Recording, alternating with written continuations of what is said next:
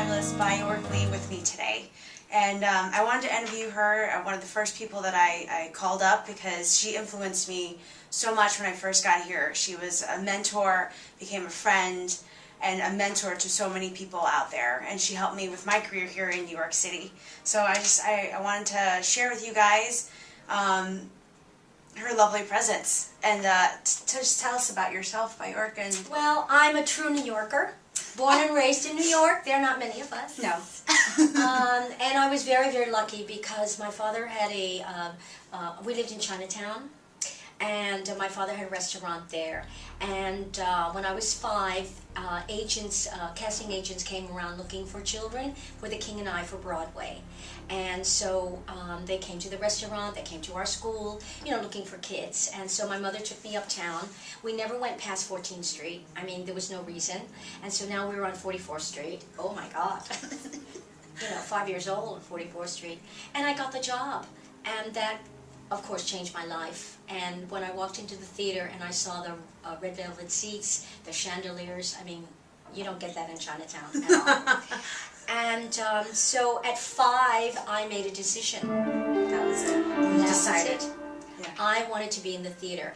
And I didn't know what I was going to do, but during rehearsals, I would watch the dancers. They would do things, and it was called warming up. I didn't know what warming up was, and they were doing all these exercises, and I would have my mother ask them, "What are you doing?" And they said, "Well, we're warming up." And how do I learn how to do that? And they were the Jerome Robbins dancers, and a lot of them came from the New York City Ballet and from the Balanchine School. And so I was fired at 8 years old because I outgrew my costume, and I went on unemployment. And I was determined that I was going to come back. And there I was. I asked them, where's the school? And there were 3 of us at that time who was let go. And the RNH, Rogers and Hammerstein office, were very sympathetic. And one girl wanted piano lessons, the other girl wanted to be an actress, and I said I wanted to be a dancer. And so because of Jerome Robbins, I got a chance to go into the Balanchine School, School of American Ballet. And that's where I got most of my technique. And then years later, they were doing Flower Drum Song. They were looking for kids, and they remembered me. And then I got my second Broadway show, Flower Drum Song. But I was determined that I was going to be a Broadway baby. I had all that wonderful training, and then went to the High School of Performing Arts.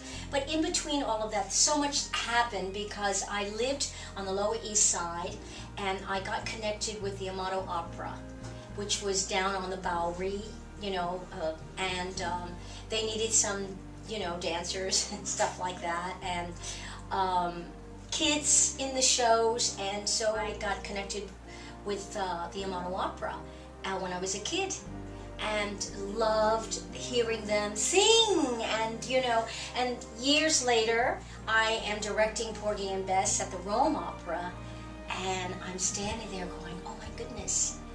You made this total circle. I'm directing an opera now. You're doing it. And then also being at the Washington Opera for 18 years and being their resident choreographer. But my career, it hasn't stopped, and I'm just so happy.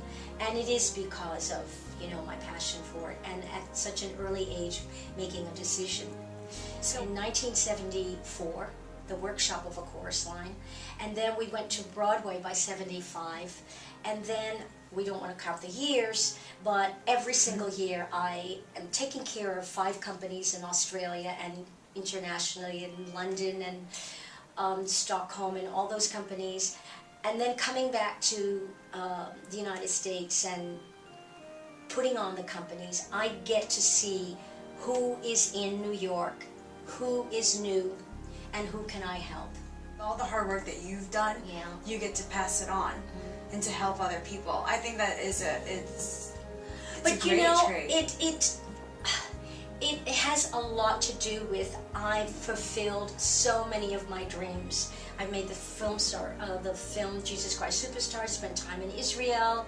We record every Broadway show that I did, which were 12 shows. We always made an original cast album You know, so I've done That's why that. you're a legend, Baayork. You know, I've done That's all why of you're a that. legend. You know, I've studied everywhere, and it was time for me to go back into my community and you know, Give back.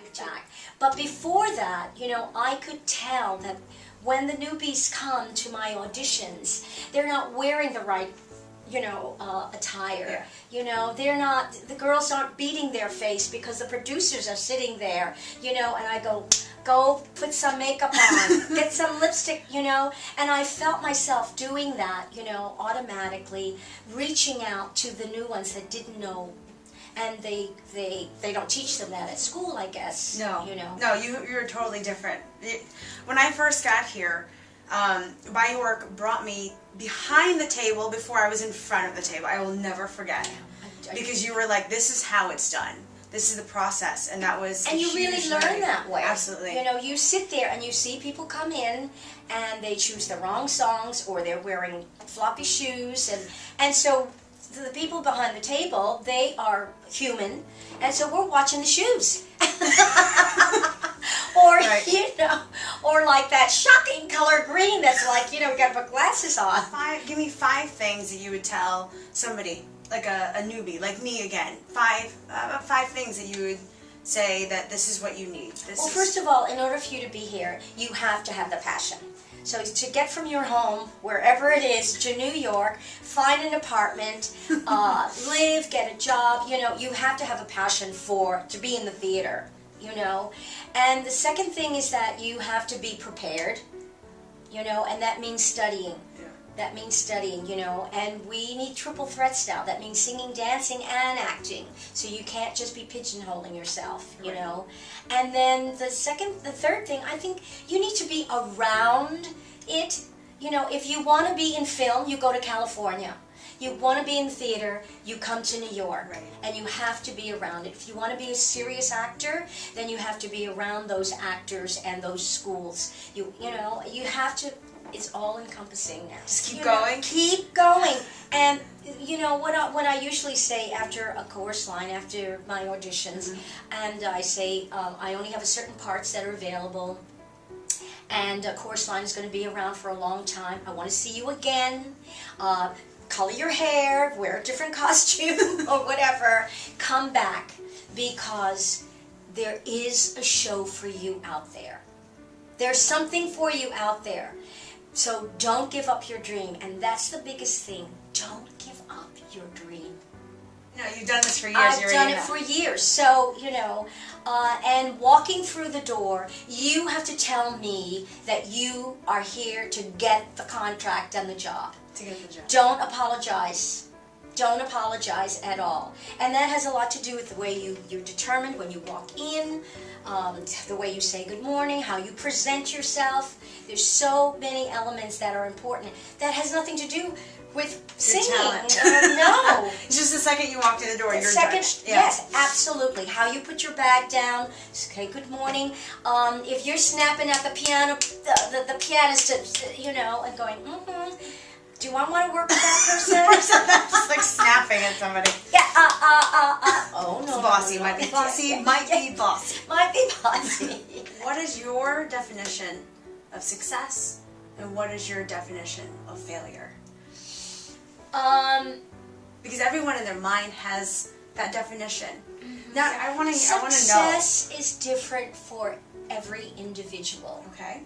You know, as I said, leaving your house and coming to New York, that's a success already. You know, in your hometown, she's successful. She got to New York. Right. Yes? So, I mean, success is different for everyone. Michael Bennett asked me, he said, you know, I'm going to make you a star. I'm going to make Donna McKechnie a star. I'm going to make you a star. I said to him, I don't want to be a star. Michael, I want to work. And he kept his promise. For me, success is working and doing what I do best. That is my success. And there is no such word as failure in my vocabulary. And there shouldn't be. I think when you say failure, that means, you know, you've gone home with your tail between your legs and you didn't make it. But I think everything that doesn't happen to you are lessons. they are lessons for you to learn from. And even going home with your tail between your legs, you've learned a lesson in New York to come back, don't give up, and don't give up your dream. Come back, try it again, fight and fight and fight. And there's a lot of times it's not even your problem that you didn't get the job. You know when you're not good and when you're not. Right. But when you go in there and say, hey, I was good and I didn't get the job, it has nothing to do with you. Unless you're behind that table and you know what's going on and what they need. Because we're constantly negotiating. As director choreographer, I'm negotiating with the musical director and the producer. I'll give you this person for this person? Is I that could what you're do- talking Yes, about? exactly. You know, she doesn't sing, but she's a fabulous dancer. And he says, okay, I'll take her, but you have to take my singer that doesn't move so well. And I go, okay. So we still get the voice and we still get the dancing, but we do have the compromise. I mean, there's so much of that going on. And it has nothing to do with the person who walked in the door. So sometimes it's not even in your control. It's So not under your control. just keep at all. going. And just keep going. Don't give up your dream. I believe there's a show for everybody. And so if you don't get this one, you keep trying, because one day that show will come along and it's your show. And then when you get that feeling of, wow, I'm standing on the stage doing my show, I'm going to hang in there. I'm going to keep going. I'm not going to give up. What are you doing now? Oh my goodness. You just Oh my told me, goodness. so I have to ask. I'm so excited for you. First thing I want to talk about is, for so many years, I've sat behind the table, been in front of the table, and then now I'm on the other side, and I see the lack of Asian artists that don't come in as triple threats. They'll come in and they can sing, but you know, then it comes time for double pirouettes and things like that. Or they're not going to look good in beige tights, or well, all of those things. And so I have been saying for years, at least 25 years, you know, I need to set up a system where I can help them, because the only shows are Flower Drum Song and Miss Saigon. That's it. And so they're not going to take you for Carousel. They're not going to take you for anything else. Mm-hmm. So you can go in and you can be determined, and hopefully somebody will say, we'll look past that. Times are changing, and I'm hoping that the company that I formed 3.5 years ago, National Asian Artist Project, is helping that process now, because I produce Oklahoma, all Asian cast, Carousel, all Asian cast, and we've just done Hello Dolly. And also I formed a choir, you know, trying to give dance classes for the Asian artists, because we have a voice. The Filipinos certainly can sing, but there are other elements that are needed if you're going to stay in New York and be a part of this Broadway scene. And I think that Nat can facilitate that. And it has. Then I started a program 3 years ago down at PS 124 in Chinatown. And I have 50 children down there. And I used 15 in the show. And so I think it's really important to go back to your community and help. Yeah. And I think I have the ability now. But I had to establish myself first. You know, no one's going to listen if you haven't established yourself. Right. I have for you today, Baayork. Okay. Thank you so much. Thank you so much. Just like you, I had her here for what, 10 minutes or so. It feels like this passion that she has, she shares it with everyone that she comes in contact with. So if you watch this video and you picked up something, and just when you come to New York, look up Baayork, you'll see her in anything. She's everywhere and everyone knows her. So just tell her thank you in person that it helped her, you know, she helped you out, because she sure as heck helped me out here. So thank you, Baayork. Thank you so much. I love you. Thank you. Passion. Passion!